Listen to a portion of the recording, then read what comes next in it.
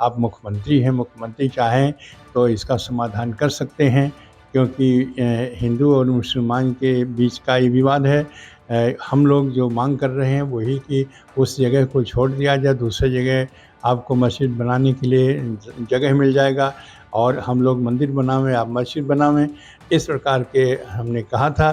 तो उन्होंने कहा था बिल्कुल हम इसके लिए प्रयास करेंगे और यह समाधान आपका जो सुझाव है बहुत अच्छा है और ऐसा हम लोग करेंगे, तो ऐसा उन्होंने आश्वासन दिया था। मुलायम सिंह नहीं रहे, ये खबर जिसने भी सुनी उसको एक बार अपने कानों पर विश्वास नहीं हुआ।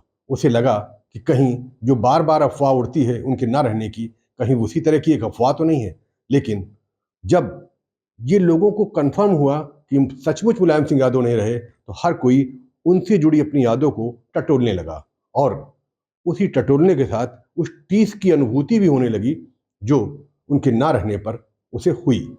तो हमारे साथ हैं श्री राम जन्मभूमि मंदिर के मुख्य पुजारी आचार्य सत्येंद्र दास। कहने के लिए अयोध्या में बहुत सी चीजें उनके बारे में होती हैं, लेकिन सच क्या है ये भी आप सुन लीजिए। मुलायम सिंह यादव से कभी आप मिले?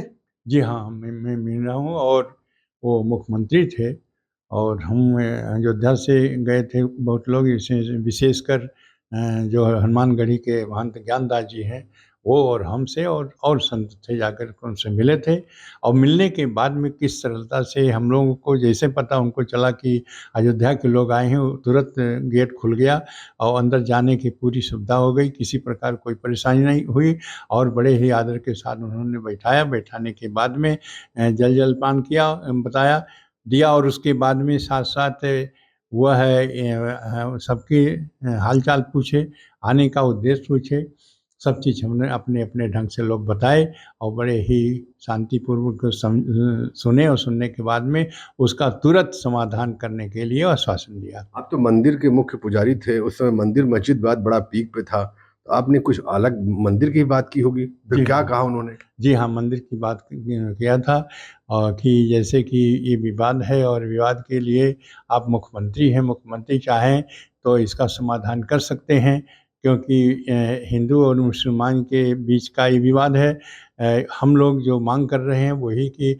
उस जगह को छोड़ दिया जाए, दूसरी जगह आपको मस्जिद बनाने के लिए जगह मिल जाएगा और हम लोग मंदिर बनावें, आप मस्जिद बनावें, इस प्रकार के हमने कहा था। तो उन्होंने कहा था बिल्कुल हम इसके लिए प्रयास करेंगे और यह समाधान आपका जो सुझाव है बहुत अच्छा है और ऐसा हम लोग करेंगे, तो ऐसा उन्होंने आश्वासन दिया था। अयोध्या के लिए अगर कहा जाए तो उन्होंने कुछ किया था?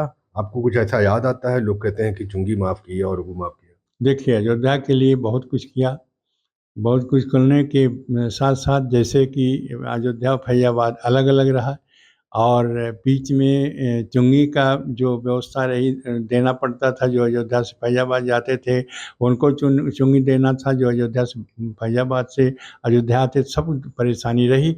और उन्होंने कभी किसी प्रकार की कोई शिकायत हुई होगी अयोध्या की ओर से, तब इसलिए उन्होंने उसको तुरंत समाप्त कर दिया और चुंगी उन्होंने समाप्त किया। उसके बाद में जो विशेष रूप से शिक्षकों की, क्योंकि वो शिक्षक थे, शिक्षक से नेता बने थे, तो इसलिए शिक्षकों की जो दर्द है वो उनको मालूम था। वो उन्होंने 2 साल का कार्यकाल बढ़ाया था, हाँ, उन्होंने है ना? 2 साल बिल्कुल। क्या नाम 2 है साल आपका? के कार्य मैं आचार्य रविकांत। अच्छा, ये बताइए, आपको क्या लगता है कि मुलायम सिंह अब नहीं रहे, लेकिन अगर व्यक्तित्व की बात करें पूरी तरह से, तो किस नज़र से देखते हैं उनके व्यक्तित्व? मेरी दृष्टि में अगर मुलायम सिंह को देखा जाए तो एक शिक्षक सदन से संघर्ष तक के एक युग का अंत हुआ है और इस युग के अंत होने से भारत के शिक्षक समाज का हित हुआ है, भारत की सेना का हित हुआ है। इनके न रहने पर शिक्षक और सेना दोनों आज अपने को ठगा हुआ महसूस कर रहा है। कुछ याद आती है उनसे जुड़ी यादें? मुलायम सिंह ने अपने राजधर्म को बड़ी सुंदरता से निभाया, राजधर्म को बड़ी निष्ठा से निभाया है।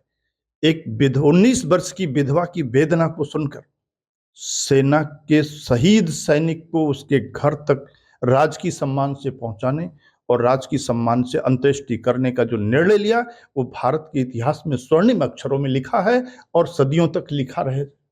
इसलिए मुलायम सिंह से अगर कोई व्यक्तिगत दोष है, मुलायम सिंह में कमियां हैं, मैं अयोध्या से जुड़ा हूं और राम जन्मभूमि के प्रधान पुजारी आचार्य श्री सत्येंद्र दास जी महाराज का कृपा पात्र हूं। मुझे भी पीड़ा है इस बात की कि मुलायम सिंह यादव ने निहत्थे कारसेवकों पर गोलियां चलवाई, पर उन्होंने वो अपराध नहीं किया जो प्रधानमंत्री नरसिंह राव ने किया वक्फ बोर्ड कानून 95 देकर। तो ऐसा नहीं कहा जा सकता कि यह शत्रुता सनातन नहीं, जीवन भर ही तो है। मुलायम सिंह ने जो गलत किया है उसका विरोध भी करूंगा, पर जो अच्छा किया है उसके लिए उनकी वंदना भी करूंगा। इसलिए मेरी दृष्टि में मुलायम सिंह एक महान भारतीय राजनेता थे। ठीक है, तो हमारे साथ कुछ और लोग भी हैं। क्या नाम है आपका? आचार्य आनंद। आचार्य जी, ये बताएंगे कि मुलायम सिंह को लेके अलग अलग चर्चाएं हैं, जी। अलग अलग चीजें हैं, और कहा जा रहा है कि अब मुलायम सिंह की जो क्षति हुई है ना रहने पर, वो कभी भरी नहीं जाएगी। तो आपकी नज़र में किस तरह का? नहीं, एक बहुत अच्छे सरल नेता थे, जैसे उनका नाम था मुलायम, वैसे हृदय से भी वह सरल थे। और कुछ पूर्व में देखा गया उनके परिवार में तमाम बातें हुई, कलह हुई, उनको पद से च्युत किया गया, वो सब तमाम बातें रहीं, लेकिन जो मुलायम जी का निजी व्यक्तित्व था वो हमको बहुत पसंद आता था, बहुत अच्छे नेता थे। एक राजनैतिक क्षति भारत के लिए अवश्य हुई है। महाराज जी, ये भरपाई हो पाएगी? जी, देखिए, आज तक जितने भी महान नेता हुए हैं, जो देश के लिए किया है, उसकी भरपाई कभी नहीं हुई है और नहीं मुलायम सिंह की भरपाई हो पाएगी। भले कि लोग प्रयास करें कि हम मुलायम सिंह बन जाएं, लेकिन मुलायम सिंह बनना अब बहुत मुश्किल है। और उस प्रकार के नेता जैसे सरल स्वभाव और कार्य दक्षता जैसा उनमें रहा वैसा बनना मुश्किल है। इससे उनकी क्षति की पूर्ति संभव नहीं है। तो मुलायम सिंह की अगर कहें कि कमी कभी खत्म हो पाएगी या दूर हो पाएगी, तो ऐसा संभव नहीं है।